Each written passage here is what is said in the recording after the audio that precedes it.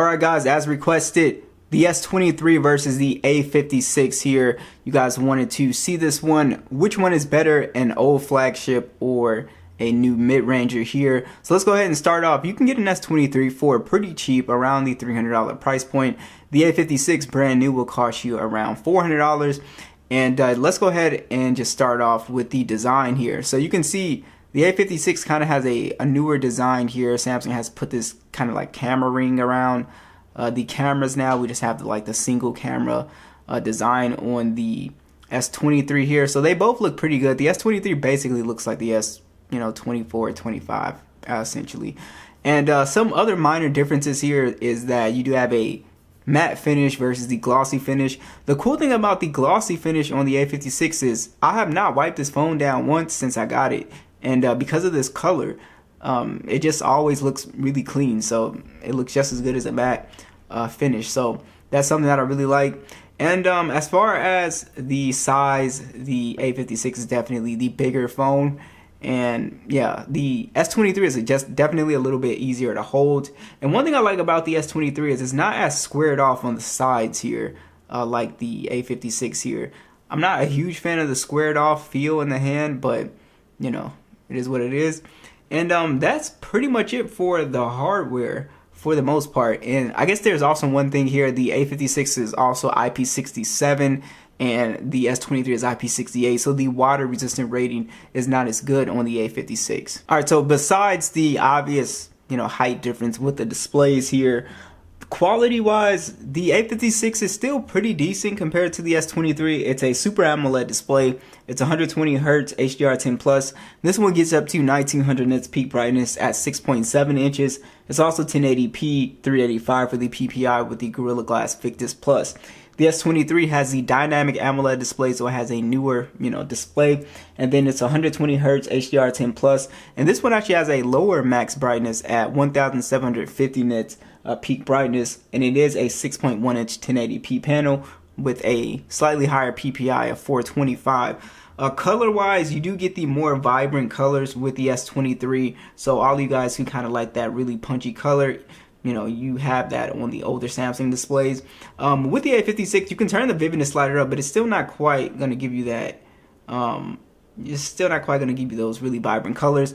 But overall, the A56 display is really good. One thing that you'll kind of notice is that it does have very chunky bezels down here, so it's not as pleasing to the eye as the S23. But besides that, the display is it's pretty good on the A56. It's not bad at all. But yeah, of course the S23 still has the slightly better panel here. Let's talk about these specs a little bit more. The S23 has the Snapdragon 8 Gen 2. And then we also will get 4 years of majorOS updates. So it launched with Android 13. It will get Android 15. And then we also do have 128 gigs and 8 gigs of RAM on this base model here. And you can see the score is much higher in the single and multi-core score. With the A56 here, we get Android 15 out the box, 6 major OS updates. We get Samsung's Exynos 1580 processor, 128 gigs and 8 gigs of RAM. And you can see it does a pretty decent job here with the Geekbench scores. When it comes to real world performance and just like general animations and app loading, the A56 is actually really good. It's very impressive how smooth the phone is for a mid-range phone. It pretty much feels exactly like the S25 Ultra that I have. So that was my most impressive thing. And I'm assuming with One UI 7 coming to the S23 will get even smoother. So I'm excited to see that. But yeah, the A56, you're not compromising when it comes to performance, even though the scores are a lot better. Because One UI 7 is just much polished and really well done this year, it performs like a flagship phone. So it is actually a pretty cool thing to experience for sure. But yeah, I would say as far as performance, I think the S23 might be a little bit quicker when it comes to just general performance. Now, when it comes to gaming performance, you're almost certainly going to go with a S23. And it's because of the benchmarks, guys. You're going to get much better scores when it comes to, your benchmarks, and not just benchmarks, actually like playing games. You can see 18 to basically 8, 6 to 11, 12 to 26. So a great example of the performance difference here is in PUBG. So you can see we only get 60 frames. We get 120 frames on the S23. So it's a 9-day difference, especially when it comes to these shooting games. So if you are a competitive gamer, you will notice that the S23 is much more optimized for playing games and stuff like that. So definitely take that into consideration. If you are just someone who just plays, you know, a match or two of PUBG, Call of Duty, you don't care about high frame rates, the A56 actually does a pretty good job with gaming. So I don't actually have a problem with it. No heating problems or anything like that. So just something to note for you guys who play a lot of games. Now, I do want to talk about the software here. So the software is going to be slightly different here. And you'll notice that you don't have Samsung desktop support here because it's a mid-range phone. And then also, you do have the Galaxy AI features on the S23. But you also have the Galaxy AI features on the A56. You just don't have all of the features. So some of the features will be missing, like the interpretation and stuff like that. But you do have, you know, some pretty good features. The object eraser, best face is on here. So, you know, it does have a few of those AI features, but it's like a little stripped back version. The Google circle to search is here on both. So yeah, so just do note that if you're expecting to, if you really like the AI stuff, it's not going to be there. You can get more AI stuff with the S23. Let's check out these speakers side by side.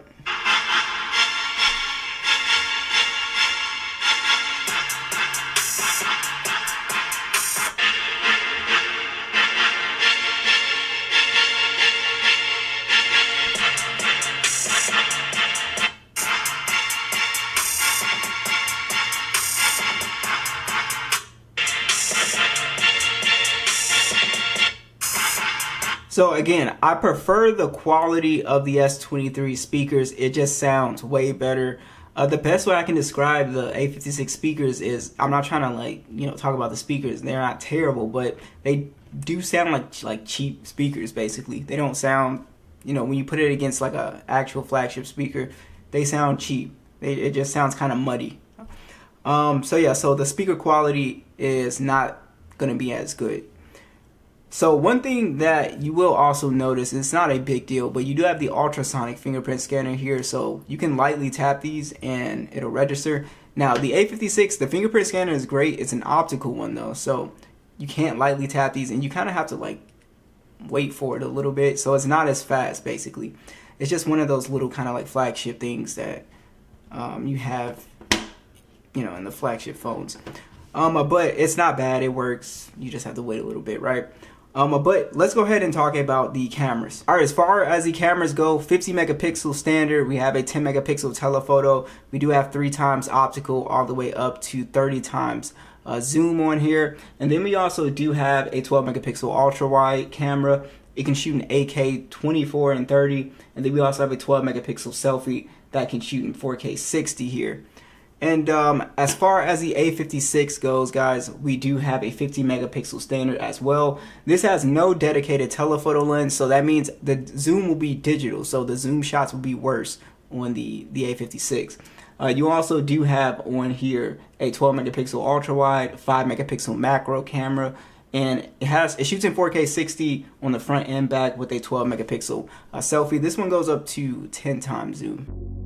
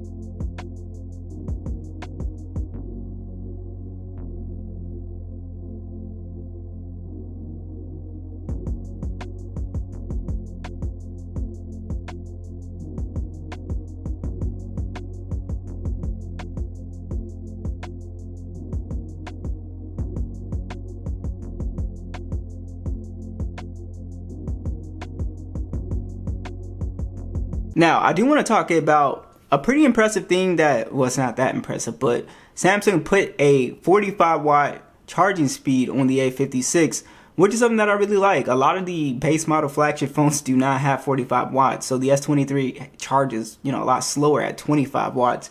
And the thing here is that the S23 has wireless and reverse wireless charging, which the A56 does not. So take that into consideration if that is something that you're, looking for. Now, when it comes to battery life, the battery life on the S23 is pretty good. The battery life is really impressive on the A56. Standby time is great. I don't really have an issue on either of these phones as a lighter user. I am getting slightly better battery life on the A56. It does have a 5,000 milliamp hour battery versus the 3,900 milliamp hour battery on the S23.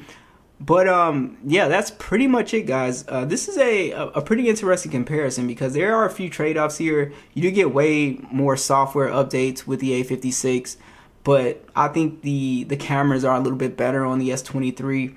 Also, you get a lot of the flagship features, desktop mode, and more AI features.